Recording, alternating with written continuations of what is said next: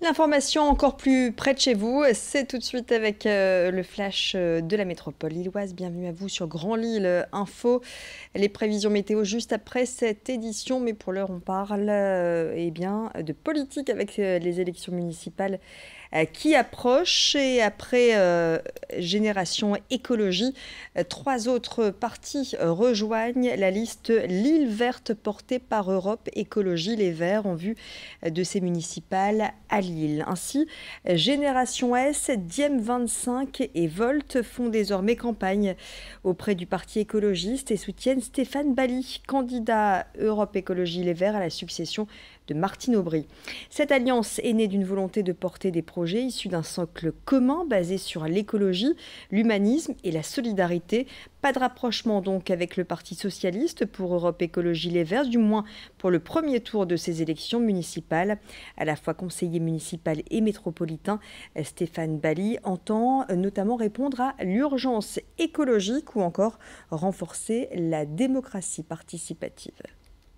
On a cette responsabilité de construire un débouché politique, de répondre aux urgences. Je pense notamment sur Lille et la métropole, l'urgence sanitaire. On est une des villes les plus polluées de France et ce ne sont ni celles ni ceux qui, ces dernières décennies, ont construit les politiques qui nous ont amenés dans cette catastrophe sanitaire qui, en mars prochain, pourront amener des solutions. Je pense qu'on a réellement besoin d'un sursaut, de revoir de fond en comble nos politiques. Je pense notamment en termes de mobilité, mais aussi en termes de rénovation du bâtiment. C'est bon pour la planète, c'est bon pour nos poumons et c'est bon pour l'économie.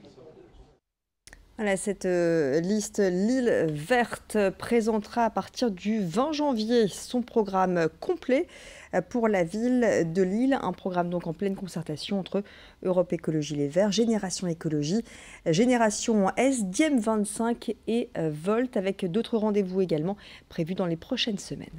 Le programme est en cours de finalisation et on donne rendez-vous là dès ce week-end ensemble avec les différents partis composant la dynamique Lille verte sur les marchés et à partir de début janvier, de nouveau à la rencontre des Lillois, des Lilloises, et avec un programme qui sera présenté courant janvier. Avec un certain nombre de rendez-vous, de rencontres, de meetings, jusqu'à évidemment jusqu'au 15 et au 22 mars. La SNCF a émis son plan de transport concernant les trains pour ce week-end de grand départ en vacances à l'occasion des fêtes de fin d'année. Plusieurs calculs ont été faits avec l'hypothèse qu'aucune trêve de Noël n'ait lieu.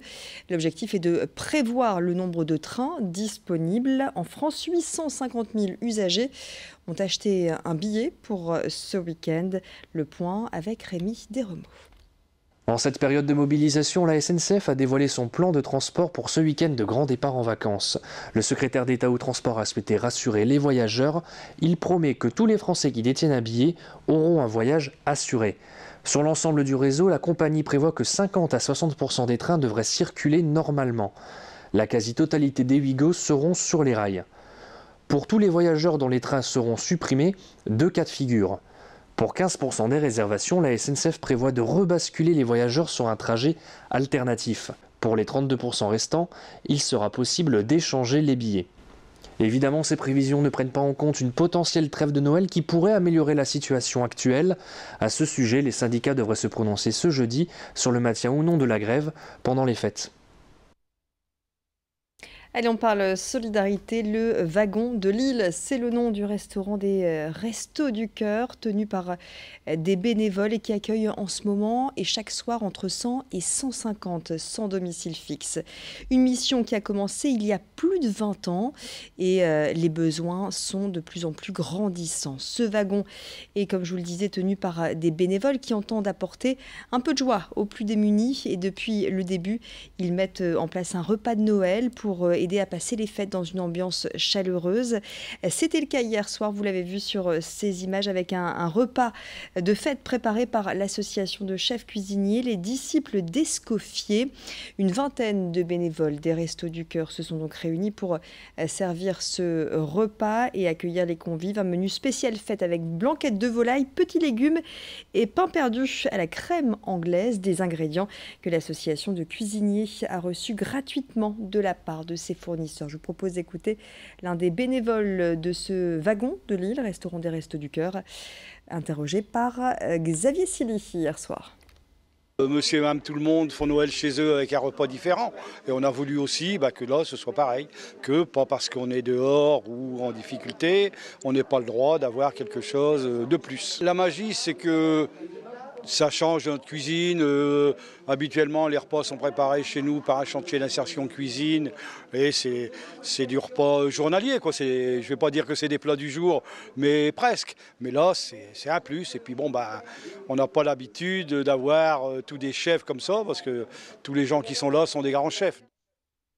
Et parmi les convives, Martine, une habituée de ce wagon de Lille et qui n'hésite pas à mettre la main à la pâte.